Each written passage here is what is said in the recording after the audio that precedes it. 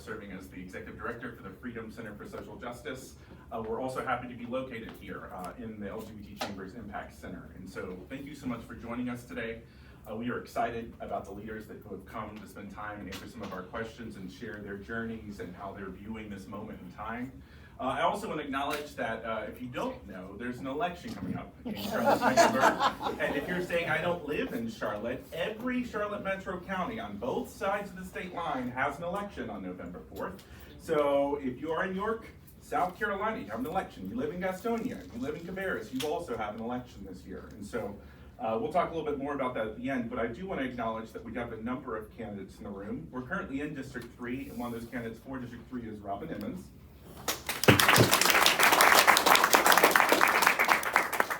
And then on your March ballot next year, we have Tigress Aneacu McDaniel, who is running for NC Senate 41, which you're also currently in. And Rodney Collins is running for sheriff of Mecklenburg County. And before, it is LGBTQ History Month, so before we get into our panel, I do want to acknowledge that we have the first openly LGBTQ member of our school board with us, representing District 1 in North Meck, Melissa Easley.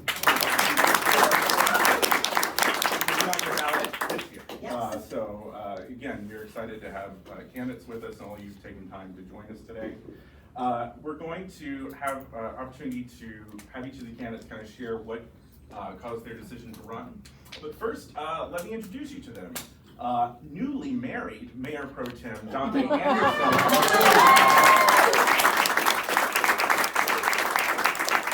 represents District 1, which carves into Uptown, Plaza, Hidden Valley. What else am I missing? Sedgefield, Dilworth, Madison Park, a variety of different neighborhoods. Yes. So again, congratulations, and we're happy to have you with us. Thank you. Our first ever openly LGBTQ person elected city council back in 2011, and then the first elected at large in 2022. We have Luana Slack Mayfield with us.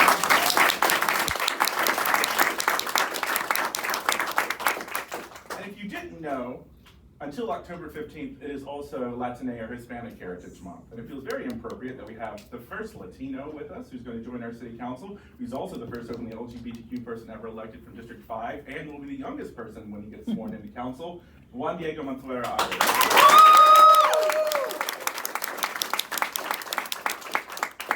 So I first want to talk about your backgrounds and what brought you to council. I'd like to start with you, Luana. You were a community activist. You worked on immigration, prison reform, so many justice issues, and an advocate for the LGBTQ community. What was that spark or that motivation that caused you to jump from being a community activist and deciding to run for office? So good morning, well good afternoon now everyone. So here's the thing that I would say, I never considered political office. I, as was mentioned, did a lot of work for more than 25 years on the ground in the community. One of the organizations that we had here in the city of Charlotte was METPAC, the Mecklenburg Political Action Committee, that I was very active with, as well as Human Rights Campaign. But during that time, Connie Better, which a lot of you know, and if you don't, you should, local attorney, and I worked together through METPAC, and we were a part of a group saying we need someone openly LGBT to actually run for office. Now, unfortunately, I was probably, I think at that time, the only African American that was actually on METPAC. And for those of us in the community of color, we know what happens. People have a meeting after the meeting. So the meeting that we had, we were talking about trying to get out and identify someone. And I was like, okay, I'll help with that. The meeting they had after our meeting was that, hey, we think it should be Luana. So Connie reached out and she was like, hey, let's get together for lunch. Me thinking it's just one of our regular girl lunches. She then slides over 2 pieces of paper and say, okay, you can run for county or you can run for city. And I was like, y'all had a meeting after the meeting. So I told her I'll look into it. Honestly, I knew county issues weren't as necessarily at the top of my issues. Those are social services, health and human services. A lot of the work that I had been doing in the community was more hard services that fall into the city. At that time, the District 3, which is the area that I represented, thankfully, for 8 years, had a representative who was a Charlotte native and who had been in office for 8 years. And I was like, okay, this is what we're gonna do. I need to talk to my girlfriend at the time, my now wife, We have been dating for 5 years. Her grandmother was very well known in the city. If you go to the Board of Elections and look at the plaque that's in the building, you'll see Miss Ella Talley on there. Her grandmother was very active with the League of Women Voters and a lot of work on the ground. They're Charlotte natives. Her family is well known. Her uncle's a pastor. I'm like, if I do this, from what I've heard, it can get very ugly with especially out candidates running.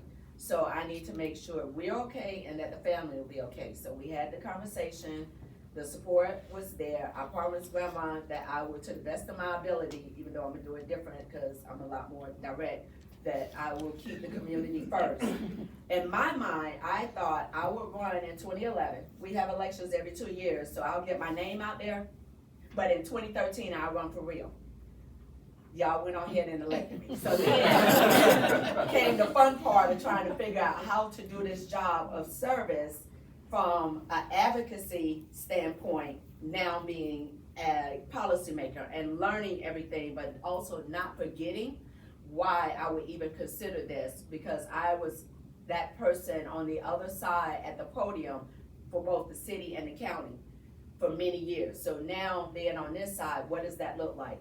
One of the things that I'm most proud of is years prior, because I was part of the group with Isaac Sturgill when he worked for Legal Aid. Now he works for the city, so I joke and say you came to the dark side.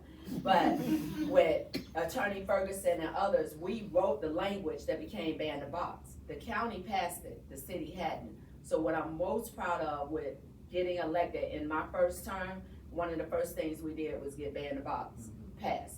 And then from then on, many other opportunities. But it was service to community that was important to me then. And now 11 and a half plus years later in office is still the top priority for me. But they say for women, you have to be asked because we don't necessarily think about it. That was definitely the case where I had someone ask me to step into this and consider it. And we had a small, mighty team of literally 5 people. We knocked on over 4,000 doors. I won overwhelmingly, and the community kept coming out to support me. And thankfully, you all are still showing up to support me, so I thank you for that. Thank you so much, yeah. And I'm excited, we will dive into some of your accomplishments and the work you're most proud of later. Dante, Yes. you have a very successful corporate career, doing global work outside the Queen City. Charlotte is home for you, but you were doing work wherever you wanted to. Why step back from that to this part-time city council job where everybody expects full-time work? And they get full-time work too. Yeah, that's right. They absolutely do. So for me, my decision to run for office was sort of twofold. One is I'm the youngest of 4, and my sister, who's the oldest one, Dr. Shepard, she effectively raised us, and her work was social work. She started Mothers as Mentors program. She worked with incarcerated mothers. She ran a mental health association in South Carolina for over a decade. And so she always took me with her, me being the baby by far. I always went with her as she was doing work.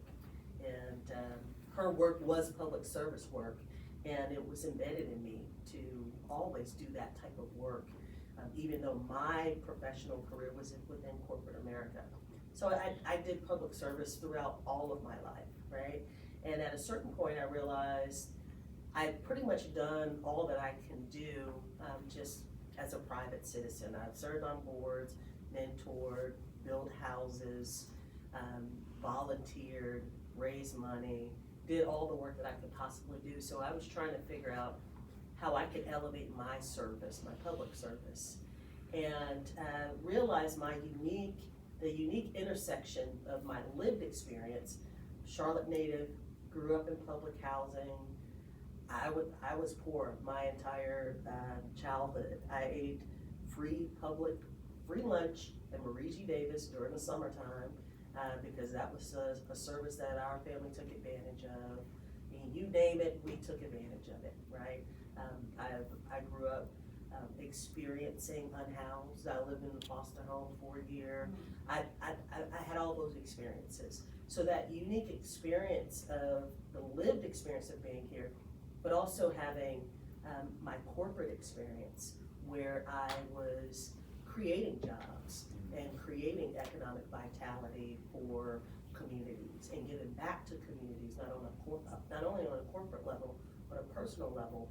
I realized that intersection of my career and my professional skills and my lived experience would bode well in public office.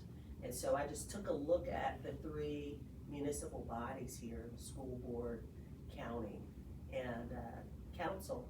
And to Ms. Mayfield's point, well, I knew this CMS, I couldn't do it. I couldn't do it. It's a lot of work with CMS.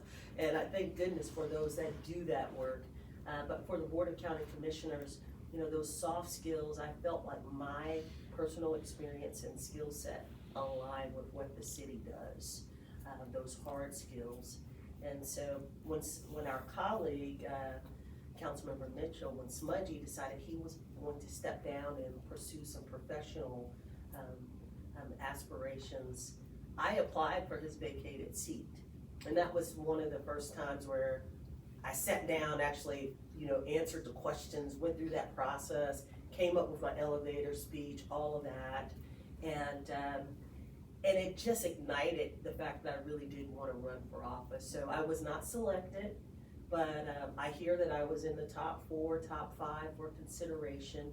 And so after that process, I decided to announce that I was going to run for office. And then the rest is history. Here I am. Making it every day.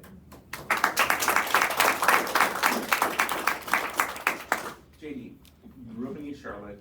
You're a dreamer and a DACA recipient who becomes a citizen. You get your master's in public administration at NYU. You're a legislative fellow on the Hill, and you come back home. Why run for office now? Because we made him. Yeah, I kind of, people twisted my arm, but I came back and I was at an IT consulting company helping manage their global government relations and policy work. I got a dog, I lived in a townhome with my partner. I mean, I really, you know, I looked at the salary of city council or, you know, and I was like, nope, I can't do this. But neighbors who met me as I was kind of running the Latino Get Out the Vote initiatives or the Harris Walls campaign would come up to me and they're like, you have a special skill to talk to people, to really connect with them. And I appreciate that until a state representative came up to me and said, I know what you should do next. And I said, what's up? And he was like, you should run for city council. And I said, nope, I'm okay. And then I kind of gave it some thought. And I approached them again and I said, what should I run for? And they said, well, you're a son of East Charlotte, run for District 5. I said, okay, is the current council member stepping down? And they said, nope, you would have to primary them. And I said, absolutely not, I'm not doing this. Because to Councilmember Mayfield's point, it can get dirty. And it can get very personal real quick. But then I was connected to nonprofit leaders, I was connected to the community, I was connected to neighborhood association leaders, and I was connected to a diverse range of people. Not only those that were active in the community, but apathetic voters, the undocumented community, the documented community, and they just yearn for somebody to listen to them, right?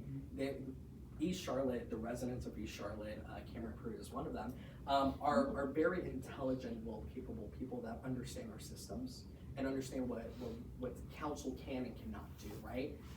They knew that everything they wanted wasn't going to be accomplished, but what they were really asking for was somebody that showed up and somebody that listened. And so it was a tough decision. I went 5 months from November till February. I think that's 5 months or 4 months. Going from yes and no, yes and no. And the biggest concern and fear for me was that I was formally undocumented. And we are living in an administration that is attacking the immigrant community, regardless of whether you are a citizen, a green card holder, a TPS holder, asylum seeker, what have you. And that scared me because my parents gave up everything to come to this country when I was 8 months old, to migrate from Colombia, and to really, you know, leave their culture, their language, their family and their loved ones behind, and build a better future for me. And so this was a big risk, seeing this president we have now attacking all of our communities. And that was a real danger to me because I always said people can attack me, and that's fine. But when they attack my loved ones, my family, that's a whole different thing. But it was I sat down with somebody in this room who shared with me how much they loved East Charlotte and what it meant to them to have a representative that actually listened to them. And it brought me to tears. And I said, I have to do this, right? Because in the face of adversity, in the face of an administration that is instilling fears in our community, the one thing they hate the most is people that stand up and rise to the occasion and instill hope. Right. That is the most powerful force other than fear, hope and love. And you know, I think my future colleagues here could say that we ran a campaign filled with hope and love and positive energy, and that's really what drove my campaign and why I decided to run, is because the more and more I sat down with these folks, the more and more I grew to love my home again. I said in a Charlotte Observer article recently, my demographic, a young, queer male, 27 years old, moving back to Charlotte, I could have gone to South End, NODA, Plaza Midwood, lived in Councilmember Anderson's district, and get access to the food, to the nightlife, everything there, right? However, I chose to go back to East Charlotte because it was the community that raised me. Our culture, we have the best food in the city. I'm not trying to be biased. and I really just love the people I met along the way, and it kept pushing me. And if anyone ever tells you your vote doesn't matter, JD won his primary by 34 votes. Yeah.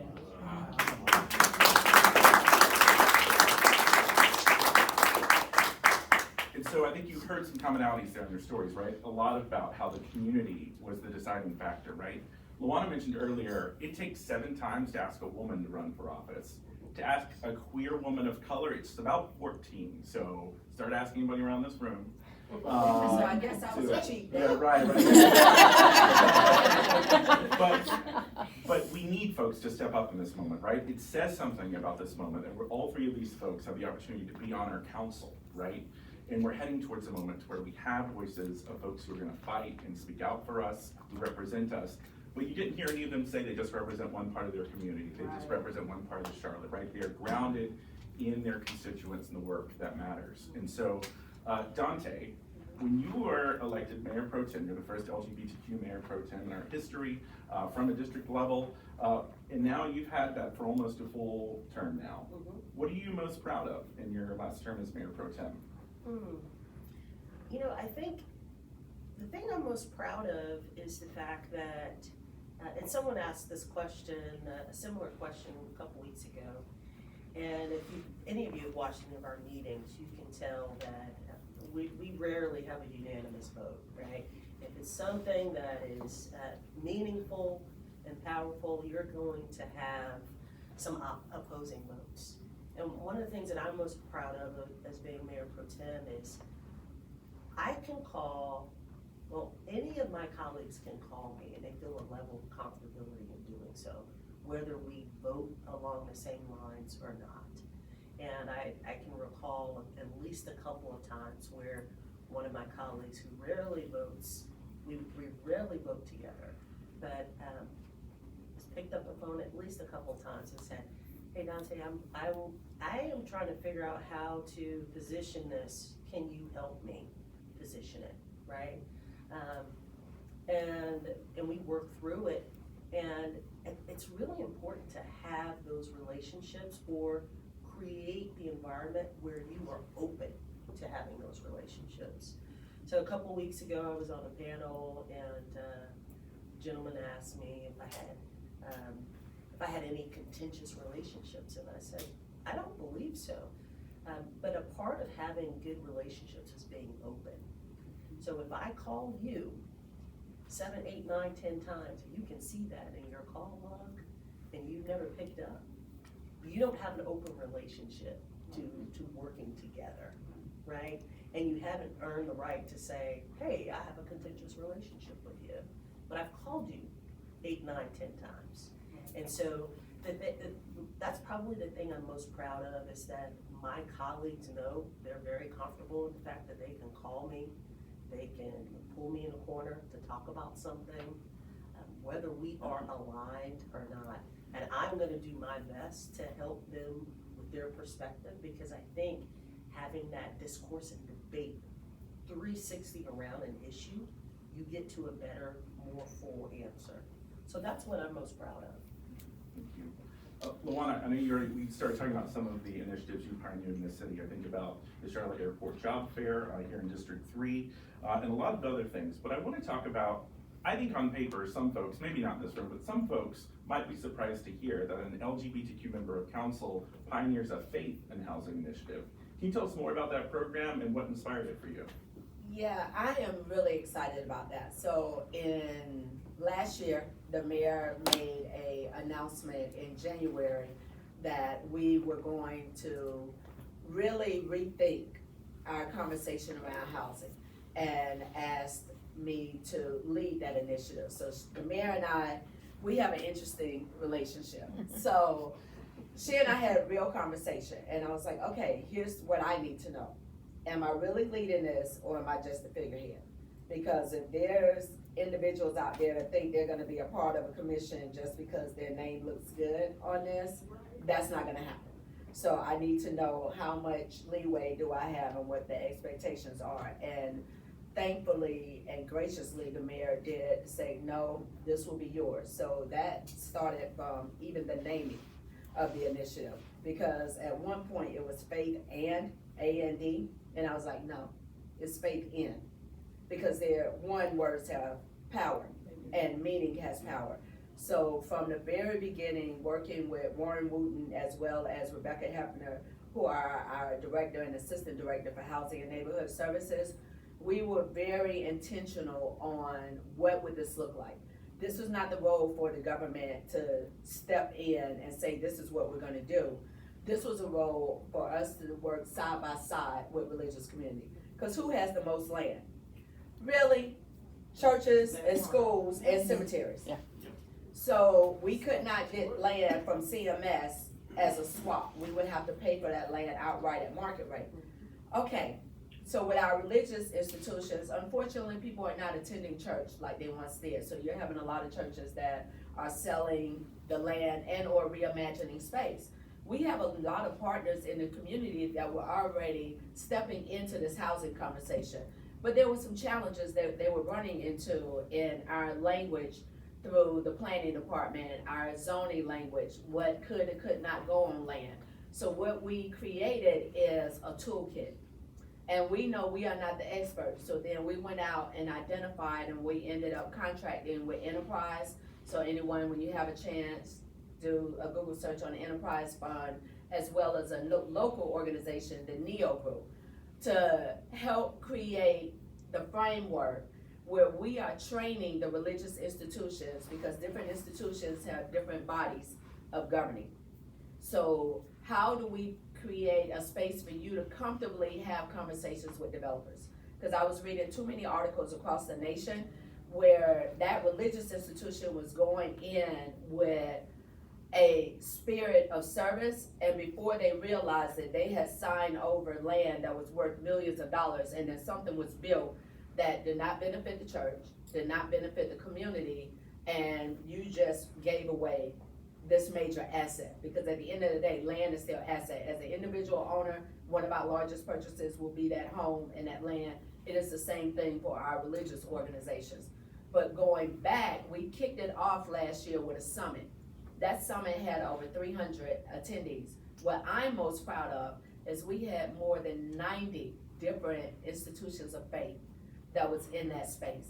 That is unheard of in our city, because we have a lot of group conversations, but you'll have segregation. Our biggest time is Friday to Sunday, where people separate. But it is, I believe, because of the relationships that I've had over the years in the diversity and in the diaspora of our community, that communities representing our Asian Pacific Islander community, as well as our Muslim and our Caribbean, came together and trusted that we would have a genuine conversation.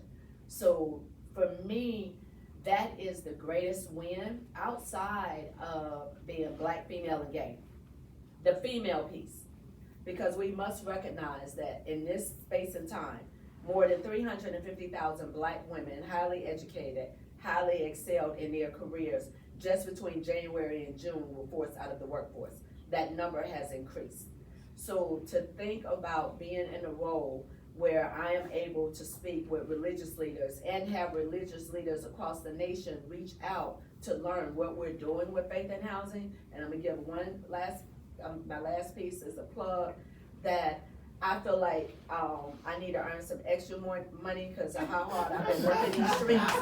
For the simple fact that it was announced that we received the grant from Truist that we were going for $195,000 going towards faith and housing.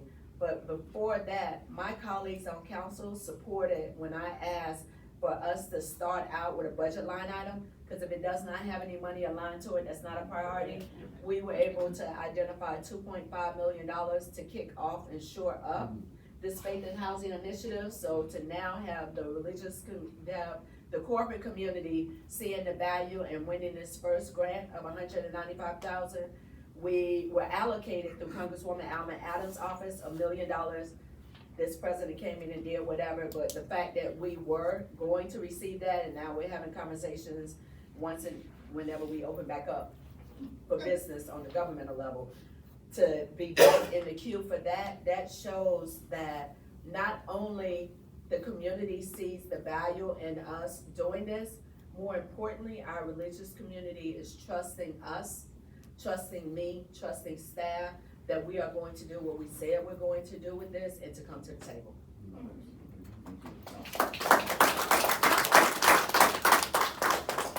Katie, I know you're council member-elect, and you just did a whirlwind of a campaign, and I don't think you've actually stopped to breathe yet. So, but having reflected on the campaign, on the priorities in East Charlotte, what is guiding you as you get ready to swear in? What are you most thinking about as you get ready to join council and your colleagues? Yeah, before I ran, I set out on a journey, had like over 150 coffees with individuals across East Charlotte, to really learn what they were looking for, what was missing, what they think council could scale and keep doing that they thought was good. And after researching and reading this brown notebook behind me has this is the second iteration of everybody's kind of concerns, aspirations, hopes, and fears. And after going through that, I came out with my People's Platform, right? And as I'm looking forward to December 1st, the top three things are accountability and transparency, right? Ensuring that council is accessible to the people of Charlotte, right? And not only that, but particularly District 5, ensuring that emails are answered, phone calls are given back, and the people are included in the decision-making process, right? The second thing is really public safety, right? I think right now our city is going through a challenge of ensuring and making people feel safe, not only on our public transportation, but as well in their homes, in the streets, going to grocery stores, getting gas. And I think that's something we need to talk about. And I think I am a Democrat, but I think the Democratic Party has done not a good job in talking about safety or crime. And they sometimes often sound the alarm saying, if you talk about safety and crime, it's going to be racist. Right. No, it's actually racist not to talk about it, Right. because it's predominantly Black and brown communities that are victims of crime rather than perpetrators of crime, as well as the homeless community, folks with mental illness. They do not commit crime. What happened on the light rail a month or so ago was a tragedy, right? But we need to start talking to the community about what they need and their public safety, right? Not what folks think we need. And I also think that when you look at the numbers, when you look at statistics, overall, it shows that Charlotte is a pretty safe city, right? Yes. But numbers can only do so much when the people don't feel safe. Yes.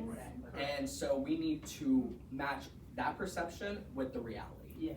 And the third thing is really talking and tackling the unhoused population in Charlotte, housing affordability. I think when I think about housing and affordability and transit and all these things, they all coexist. It's the cost of living, right?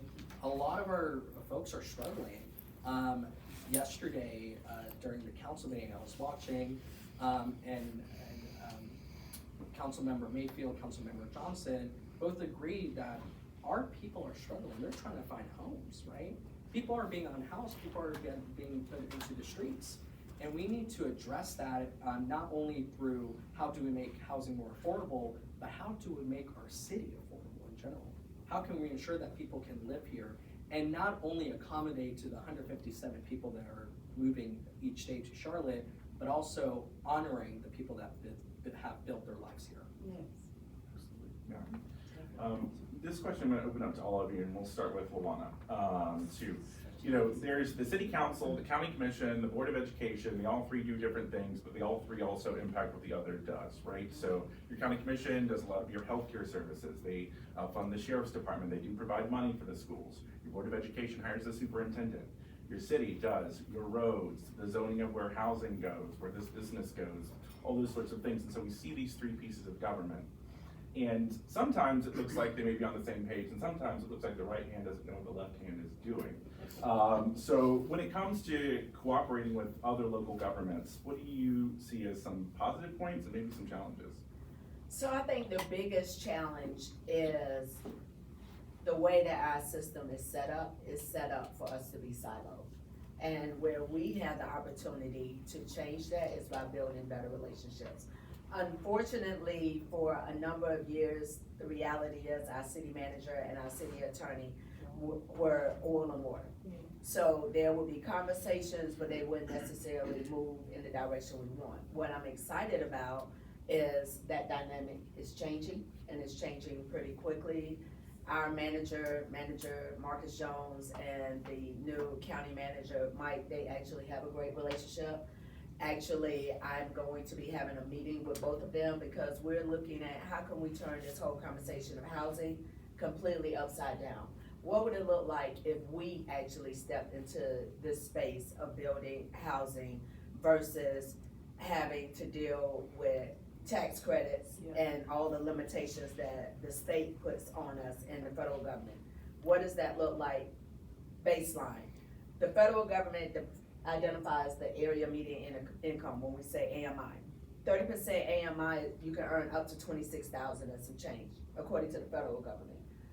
Here's the reality. If you're bringing home $987 a month as an elder, you're not even earning $12,000 a year. Right. So your 30% income means your rent should be around $291, right, not $475 based on this national level. Yet, because of the North Carolina Finance Housing Agency, there is an escalation clause automatically in there.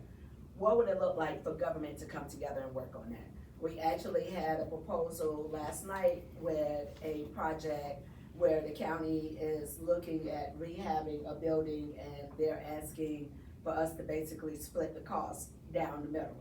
I got some questions because I am extremely community liberal, but I am beyond fiscally conservative. I wanna know where our dollars are going because these are tax dollars and we need to be able to account for. Yet, what could that look like moving forward? When we think about the relationship with school board, where the city has come in, we've expanded our Mayor's Youth Employment Program, which was actually started under Mayor Benru. So the mayors continue it, but we have internships that are paid internships where we're getting our high school students in with different departments, whether it's water, police, the attorney's office, through the multiple and various departments, where you're getting on the job, skill training, and receiving a paycheck and learning how to balance your book and having conversations of financial literacy. When you look at our financial partners, we fund organizations that are doing work in collaboration with the county as well as the school and our after-school programs. It's just a matter of political will versus political ability.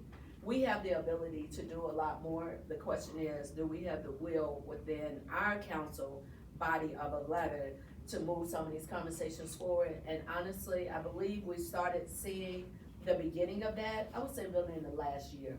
But I am excited with the fact that we are having at minimum 2 new members coming. We still gotta make it through November. Y'all need to make y'all decisions accordingly. So we know it definitely too. I'm excited that we're bringing some people where we'll be able to continue thinking broader, but I also need us to recognize the city has a role. I want the county to do their job. I think for more than 3 decades, the city has stepped in and did a lot of work that really falls in social services, because there was a time financially where the county didn't have as much income and the city did. Well, that's no longer the case. So we need to, for me, we need to figure out how to transfer some of those responsibilities back and then look at how we can support versus us leading. JD, large parts of District 5 are represented by Mark Jarrell, who's chair of the county commission, and Stephanie Sneed, who's chair of our school board. Do you see opportunities for collaboration as you get ready to start? Yeah, absolutely. One of the biggest things I spoke about during the campaign is that our branches of government in Charlotte-Mecklenburg oftentimes work in silos, right? We need to reimagine what that looks like. The East Side has the Intergovernmental Summit that is hosted. I believe this past year was the 3rd one. And we just need to scale that up, right? So when we talk about, for example, immigration, right? City Council, CMS really do not have jurisdiction about whether ICE is in our neighborhoods or communities, right? But the people look to us and hear and want to hear what we're saying about it, right? And I think we need to be a little bit more vocal and intentional about how we're making our communities feel safe in these uncertain times, as well as with the county.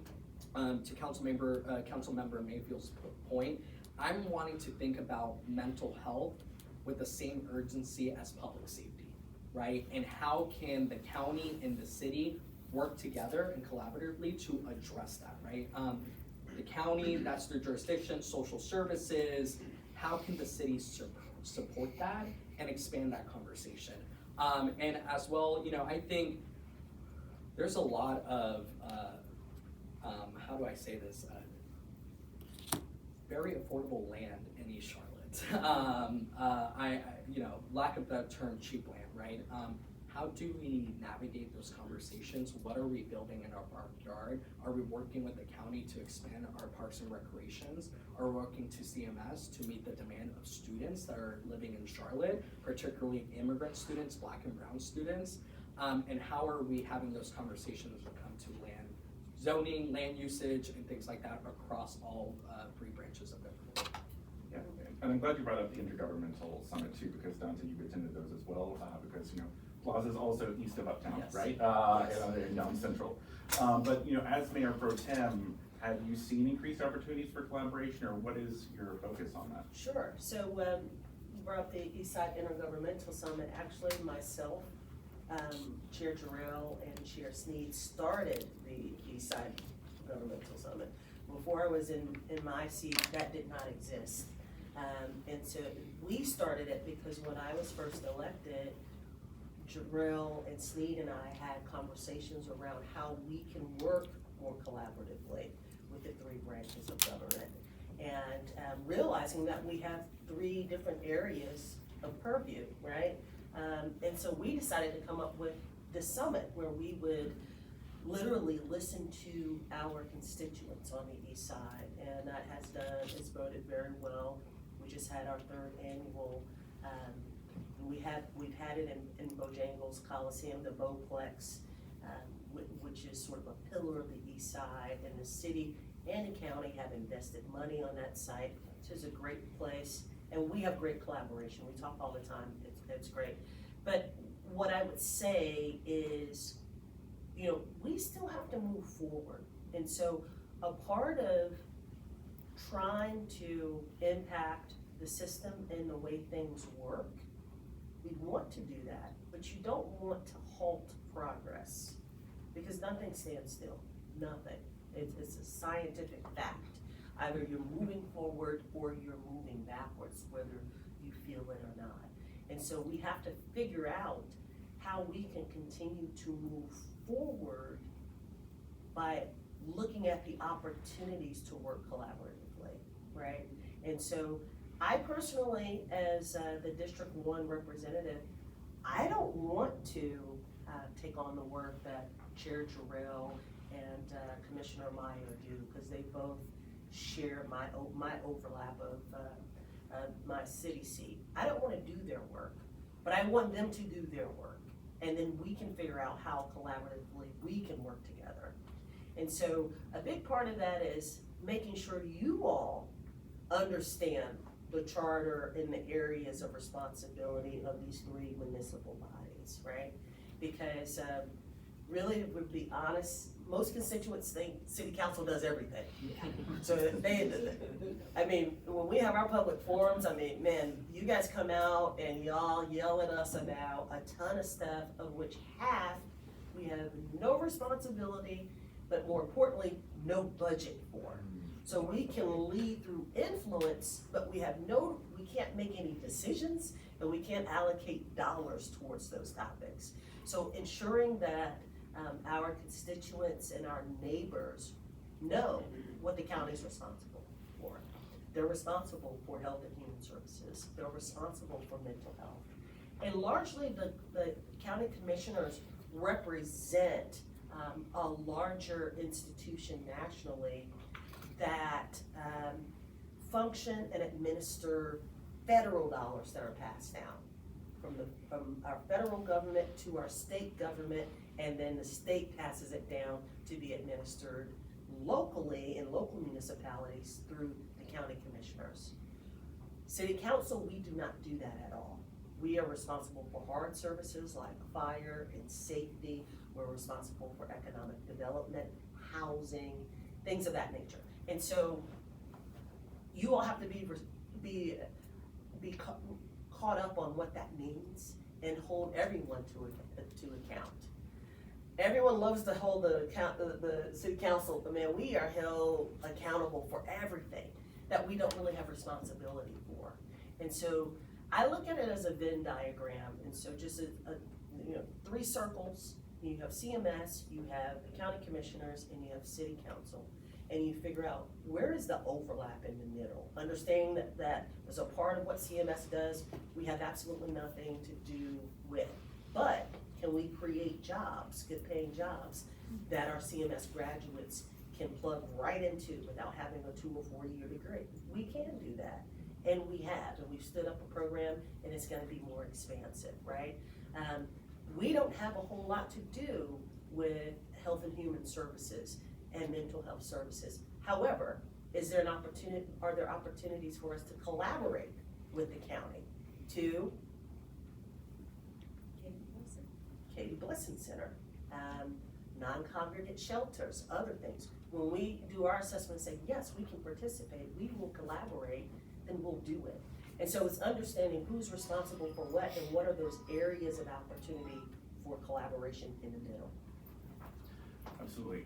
A number of the questions that we were submitted reflect how difficult this moment is for LGBTQ folks, for Black and brown folks, for undocumented folks, for all the residents of the city of Charlotte. It feels like in one way or another feel impacted by what's going on the federal level, on the state level. And a lot of folks don't know what they need to be doing right now. And so if someone came up and asked you, what should I be doing, or where should I start, right? Because I can't go up to DC every weekend, Ted, Bud, and Tom Tillis aren't answering my calls anymore, right? What should someone be doing this moment that you would think would impact them? This will be for all of you, but we'll start with you, Dante. Sure. Well, the first thing you should be doing is listening. You should be listening and paying attention to what's going on, because oftentimes, we're emotional people, right? So we get angry, we get upset, I do the same, and we wanna scream and we wanna yell, but quite often, those are distractions. You're yelling about things that are meant to distract you from what's really going on. So before you jump to say, and scream, look at the whole picture, the full picture. Start with listening and observing. And then you decide where you can fit in. Some of us are wired that we can go out and we can march, every week on a monthly basis. A gentleman who did some of my printing for my campaign, I called him one day, he said, I'm going out to protest. We protest every month on the third Thursday. I was like, that's great. Some people are wired to do that, some people are not. Some people have different skills that can plug in differently. Maybe you were good strategically. Maybe you're a great organizer. Maybe you are really good with grassroots, boots on the ground, but figuring out, first listening to figure out what's really going on, and then where can your skill sets best fit in to help with the movement and what you want to do and what you want to see accomplished. The third thing I would say, and unfortunately we're in a place now, and it's intentional, but we're in a place where we don't operate from a center of hope.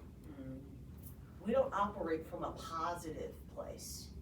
And so there's a lot of apathy, there's a lot of hopelessness that surrounds us like a fog, and it's easy to disappear in fog. Large buildings disappear in fog, certainly human beings do. And so don't disappear in the fog, right? If I'm a native Charlottean, born and raised, I can tell you, I feel like this is one of the best times to live in Charlotte. Charlotte is an amazing city. It's a growing city. Me and Councilmember-elect JB can debate about who has the best food, right? Which means you have the best options because you can go over to D5, you can come to D1. There's so many things to do in the city of Charlotte. There's so much opportunity. And so it personally pains me to see sort of this national and statewide discourse around how violent and such a bad environment that the city of Charlotte is. The reality is that's not us. So we can't disappear in the fog. So I say be active, educate yourself, always listen. Old school folks used to say, don't fall for the okie doke, right? So, don't fall for the okie doke, because they'll take you to the hoop if you let them, right? So that means you have to have your eyes wide open and figure out the best way you can lean in and put your skill sets in play. Absolutely, yeah. JD, besides scheduling 150 copies with people in my community and then running for office, what else should folks be doing right now? Taking those kitchen table conversations to somebody that is not involved, right? And to Councilmember Anderson's point, listening to them, but also bringing them in. That's so important. It's really having those conversations everywhere you go, because a lot of folks think that politics does not impact them. They might not be interested in politics, but politics is interested in all of us. And they're stripping away our rights. They're making Charlotte seem like a dangerous place, and they are dividing so they can conquer. And they're dividing Black and brown communities. They're dividing our straight allies in the LGBT community. And so we need to start bridging those gaps, and we need to start talking to each other again. Listen, my best friend is a far-right conservative, and he's a gay man, which is beyond my pay grade to understand, but we find commonality in anti-corrupt, we want more transparency, accountability, and we bridge that gap that we have between us, and we have a conversation, right? And that's so important, because there's one side that is villainizing everybody that stands against what they think is right, and there's another side that, unfortunately, I believe, and this might be harsh words, does not have the spine to talk and listen to other folks, right? Oftentimes, the other side says, this is what you should believe in. No, we need to come together. And the second thing is, tap into your nonprofits. Charlotte is filled with incredible nonprofits. D5 has Our Bridge for Kids that helps migrant newcomer students, Carolina Migrant Network, Charlotte East, which is helping build thanks to the city and city funding, a business district in D5 connecting all the small businesses there. D1 has Time Out Youth, right? Huntersville has the Umbrella Incorporation, right? And so these are all nonprofits that are, one, being attacked. Two, their funding is being taken away from them. and they need all hands on deck, right? So have conversations, build those gaps, build bridges, and connect with your local community, right? And see where you can support, whether it's social media, whether it's knocking doors, whether it's just going to a seminar, right? A lot of times I see all of these incredible nonprofits and I walk in and it's like 5 people in the room, and it breaks my heart, right? Bring along your friends with you, because they need to feel that love and support from different ways, not only financially, but when I was in high school, I would do call time with Time Out Youth and talk to other struggling LGBTQ youth about what they were going through. And so all these things, I think, is what we all need to be doing. And to Councilmember Anderson's point, cutting through the noise. They want to distract us. They want to say that this group is doing this against this group and whatnot. Cut through that noise, and we need to stand firm in our love and our hope for each other. Lawana, I know that you are no stranger to challenges coming from the state and federal government to attack Charlotte, and no stranger to these moments, both on and off council. What do you say to people in this moment? I would tell y'all, you started it by being here. The fact that when you saw that this was posted, you carved out time in your day. I would say, along with my colleagues and future colleagues, it is an and. It is not an either or. Do you have a neighborhood association? Do you attend your neighborhood association meetings? Are you active within your HOA? When the HOA is talking about, we're gonna have a HOA meeting, and we're talking about raising our dues or possibly putting a limit on how many corporate buyers can invest in our community, do you show up to the meeting? You got a neighborhood of 195 people, you need majority, 45 participate, whether it's online or in person. I would also say go to both charlottenc.gov, which is the city of Charlotte's website, or mecnc.gov for Mecklenburg County. Type in boards and commissions. We need your voices. We have someone who has, Ms. Carolyn has been on planning board, Citizens Review Board, Civil Service Board, Equitable Development Commission, 2040 Policy Plan, Task Force, the Silver Line Task Force, yeah. right. Yeah. So one person shouldn't have to do all of that. That's what I'm getting to, because what we have, and that's what any organization, nonprofit organizations, you have those 1 or 2 individuals that show up for everything, but you may have a list of 100 people that signed up saying that they're interested. We need you to start showing up, because when our boards and commissions, you're really leading council. We take the recommendations, excuse me, like when you think of the Nest Commission, those recommendations we are implementing. We're not implementing all of them. We have to stage it out, because most of them come with a budget line item, so we need to figure out what line item is this coming from. But that is where you get to be a part of shaping the Charlotte that you want to see. I am not a native, but I've been here long enough where I feel like I should claim it, because I moved here in 1988. 1988 Charlotte is very different than 2025. We were very segregated and very isolated from each other. We are not that today. And if we are, it's by choice, whether you recognize it or not. So the fact that you showed up and you took out time, that you keep up when the chamber sends out a notification for a lunch and learn, when you sign up and attend the LGBT Mecklenburg County Democrats to learn what's going on, as well as reaching out, depending on if it's of interest to you, the Log Cabin Republicans. At the end of the day, there are multiple ways. League of Women Voters. There are so many ways to get engaged in the community. Let's use our social media for more than catching the next meme or keeping up with whatever celebrity or pregnancy or non-pregnancy is going on. I tell everyone, City Council is your best reality show on Monday night.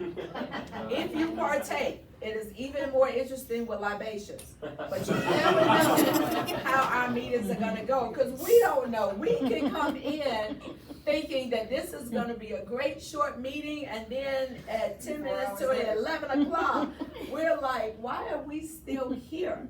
So it is a full-time, part-time paid job, but it's a job that we obviously love, yet we're only as good as you, the community, make us. We need you to be engaged in order for for you to make us better, because we are human.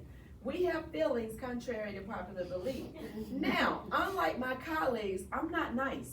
So let's just be very clear. If you come after me with some nonsense, you are going to be dealt with accordingly. Because I match energy for energy. So if you come to me with love, you will receive love, because almost everyone in this room knows when I see you, I am automatically coming to give you a genuine hug. Because one, we don't know when someone received a genuine hug the last time, and we have so much pain and hurt in society and in our community, and hurt people.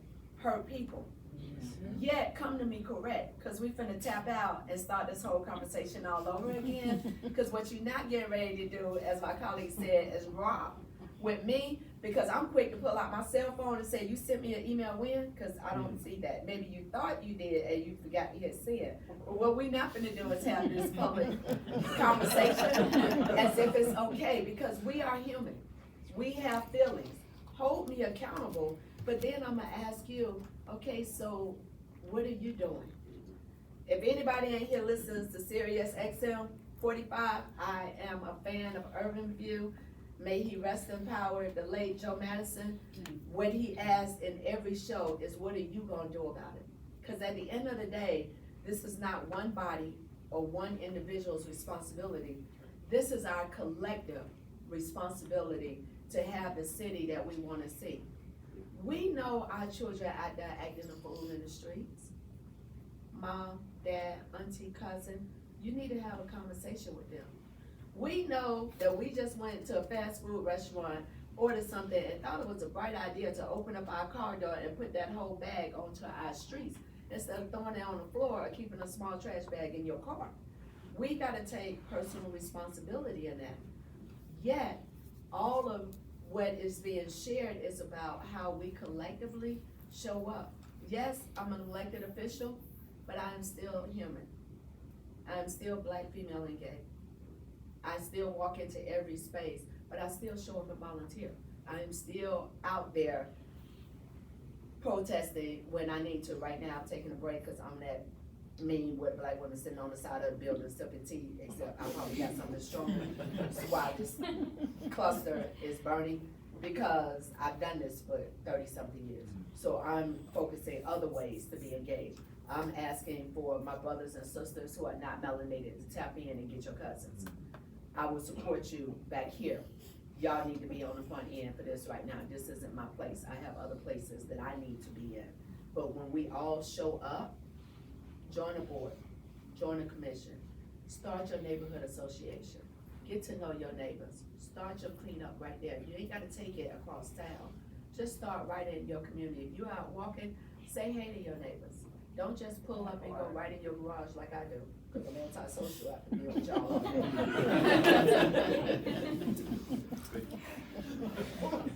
day. So we are slowly getting towards 1 p.m. So I do wanna kind of close this out with a very specific question though. So, one of, especially over the last decade, one of the hardest fought battles of policy at City Council is the non-discrimination ordinance.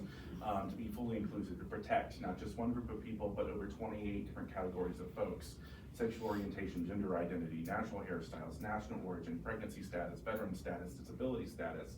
So many categories that we fought to include in that. Luana, I know you were at ground zero for the first several iterations of the NDO before we finally got one that we have today. The federal government is now trying to push back on that NDO. To make it either so we don't get housing dollars if we protect trans people, or we won't get these dollars if we protect gay people, we won't get this if we protect people based on immigration status or disability status. It's coming from all sides. What do you see as your role in fighting back against that? And what are your lines? What are your red lines that you will not accept encroachment from the federal government on a particular issue? And we'll start with you, Luana. My red line is I do not tolerate bullies, terrorists, or white supremacy. Straight off.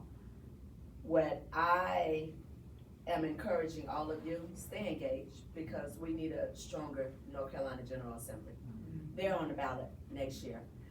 I'm rocking with the sister in Michigan. She said, okay, you wanna take our funding, you're not getting any of our taxes. We're gonna keep our taxes right here. We need more of that all across the nation. Now, it's not surprising that it is women across the nation that are leading this conversation from the governor's office and from the mayoral offices. But for right now in the city of Charlotte, we're still doing the work of the people. We're still reaching out to the diversity of our community. Until they actually write some legislation and not a tweet, we're not changing. You have not seen that the city of Charlotte has changed the language on our website.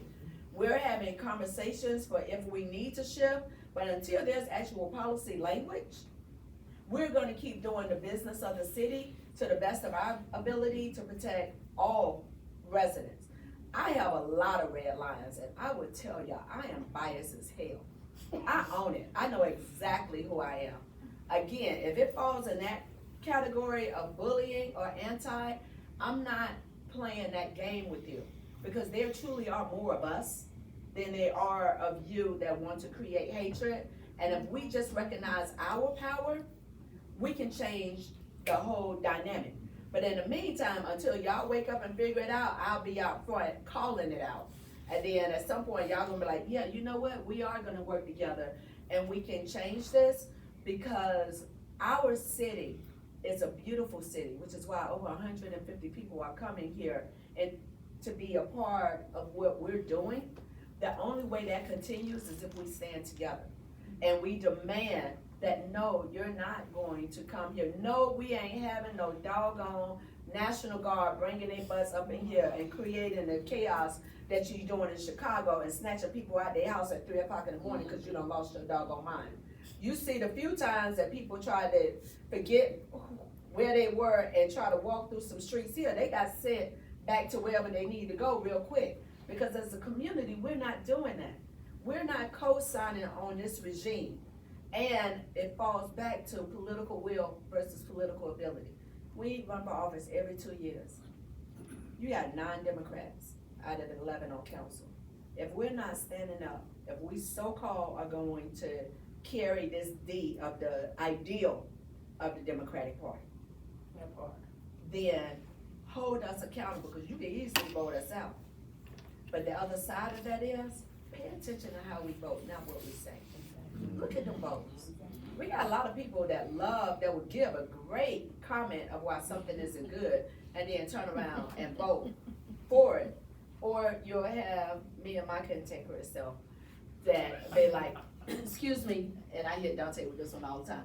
Excuse me, opposed? Okay, so we have Councilman Mayfield, she vote, yes I am. So we just gonna go ahead and put that out there, and here's why. Because at the end of the day, we're either gonna protect all people or we not.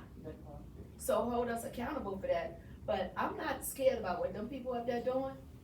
I'm concerned about us having complacency. That's what I'm concerned about. Because when we complacent, we allow it to happen because we think it's not gonna happen to us. When it comes for you, you won't have us there to help protect you.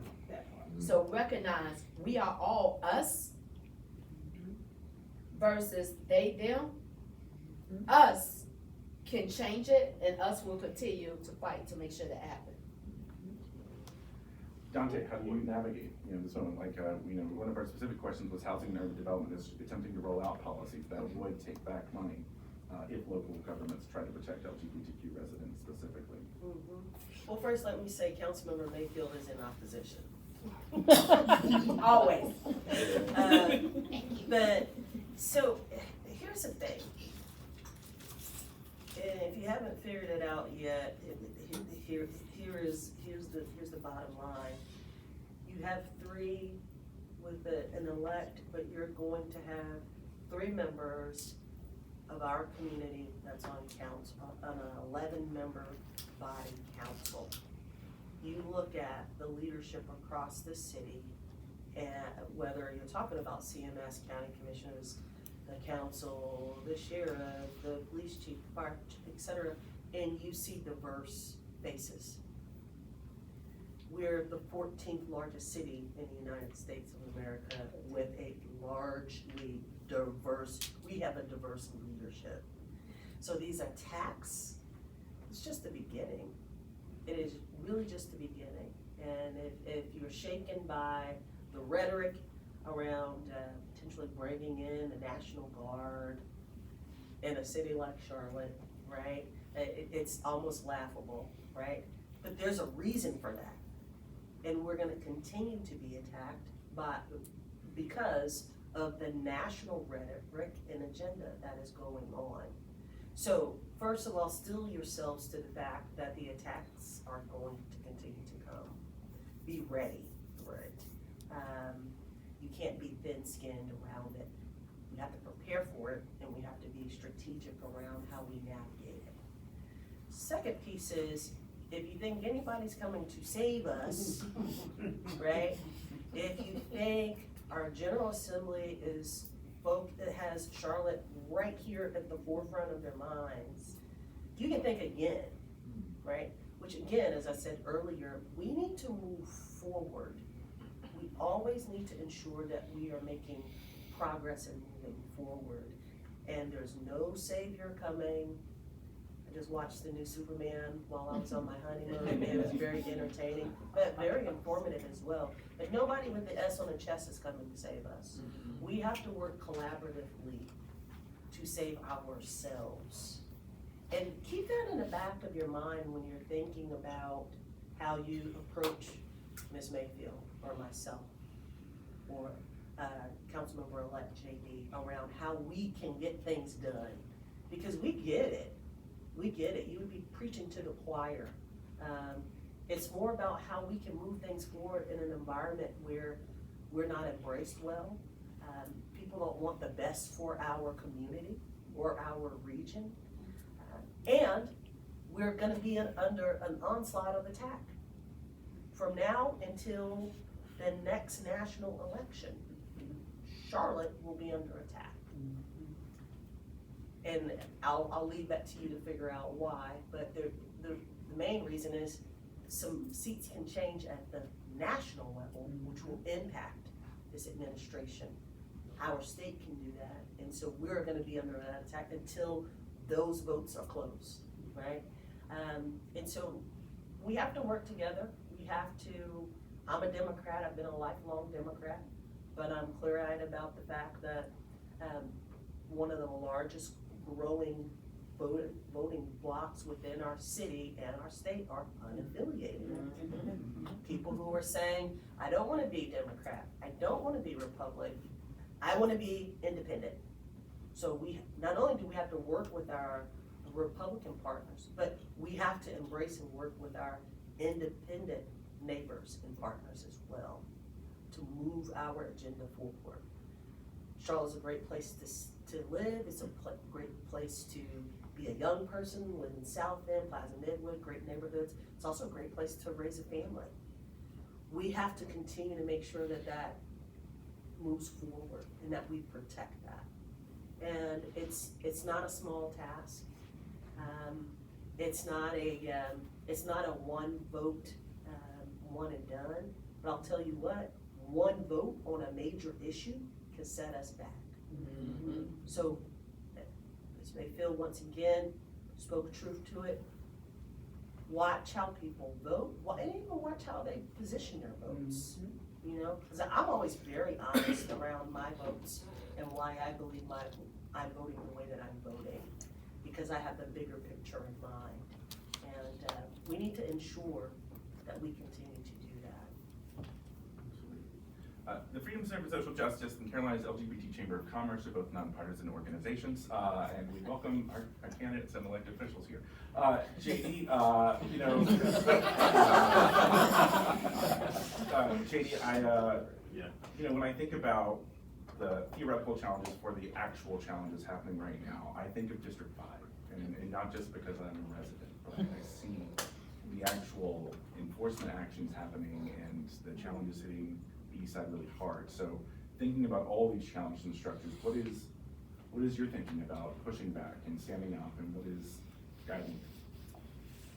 It's a great question, because District 5 saw immigration round up a dad that had just dropped off a kid at Charlotte East Language Academy, right? And there's heavy ICE presence there, or was you know, not sure where it stands right now, but you know, there was a moment for like a few weeks where it was just very heavy. When it comes to meeting the moment, I think it requires our leaders to be bold and brave. My colleagues up here touched on it multiple times. We can't be complicit.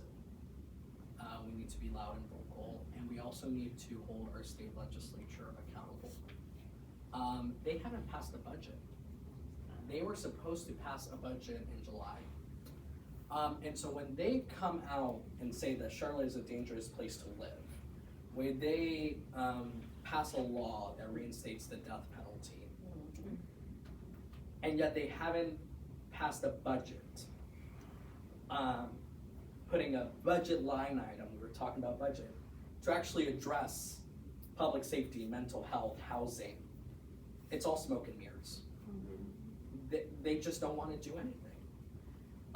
And read the legislations. You know, listen, generative AI is a blessing, also a curse. But if you don't want to read these long pieces of legislations, put it into ChatGPT. What are the top line items? Inform yourself of what's happening. Hold them accountable. And I think about accountability a lot when it comes to this conversation. Not only holding the state legislature accountable, but holding our own accountable. And something I love and something I spoke about the campaign a lot is follow the money. Who is donating to which campaign? What are the other forces at play? Because it's not just, you know, the state legislature and politicians or elected officials, it's corporations, it's developers, right? We have all these corporate partners, all these developers who want this and want that. Well, who are they donating to? Where's their money going? And where else is their money being attached to, right? It only means so much if it's being attached to one candidate and that candidate happens to be a Democrat, but that same person who donated to the Democratic candidate is also donating to the Speaker of the House. Or donating to folks to be on the forthcoming transit authority. You know, it is, we need to really inform ourselves and recognize that there are a lot of roles that are being played out. And we need to do a mapping of stakeholders, not only at the state General Assembly level, but like, who is the city of Charlotte partnering with? Who is the county partnering with? Who is CMS partnering with? Where's their money going to? And because at the end of the day, our local and state government is really our last line of defense with what's happening. You know, somebody said something really interesting on a podcast. We shouldn't be afraid on who sits in the White House because the executive branch doesn't really hold much power other than execute the law that is passed through Congress, right? But now we're living in an era and a moment in time where we care deeply about who's in that Oval Office, and it shouldn't be that way. We should care about who is sitting on our school board, who is sitting in our city council, who is sitting in our county commission, who is sitting in the state legislature, the House of Representatives, and the US Senate. Those folks are moving quickly, and they're also moving in very deceitful ways. And I just encourage everyone to really follow the money and see who's actually investing in our city and investing in the ways they should be, right? If a corporation or a state or a rich stakeholder comes along and says, I'm pro-LGBTQ, I'm pro-immigrant, I'm pro-housing the unhoused, I'm pro-mental health and public safety, then why are you donating to state legislators who passed a law that absolutely does nothing except reinstate the death penalty and not actually address the root cause of the problem? If you're actually supporting this candidate, why are you putting your money somewhere else? That is criminalizing us. If elected officials and corporations actually care about unhoused folks, LGBT folks, the immigrant community, then there should be no excuse as to why there is 3,000, 4,000 CMS students facing hunger right now, or nearly 170 youth facing homelessness, where LGBTQ youth are 120% at risk abasing homelessness. We just need to be more bold and brave and speak out. And that's how I navigate those. Sorry, I'm getting red. Closing us on a high note. No, what I hope you're hearing here is that we have 3 folks who are on council or about to join council who are fighting with their skills, their experience, their background. They're all fighting in their own ways, and how important it is to stay connected, to stay engaged with them, and that this is a historic moment for our city. Listen, I tell folks all the time, we elected Luana in 2011. New York City, which has a 75-member city council, did not elect their first Black lesbian until 2021. And we beat them by a decade. Okay? Yeah, we are doing amazing things in Charlotte, building our community, supporting leaders like these, and also it is important that we continue to be engaged and stand together. And so, yes, there is an election on October. Early voting starts October 16th. We've got information in the back. All the early voting places and times are back there too. You can make your plan today. You can scan the QR code if you don't want to take the paper with you. But I printed off enough so you could. So please make sure you have a plan to vote. Your school board is on the ballot in all the districts across this county in Mecklenburg. We said council folks are going to be on your ballot. And there's an important transit tax for you to make a decision on about the future of sales tax in the city. So again, make sure you are informed and going to the polls. I again want to thank all of our folks for taking the time to be with us today.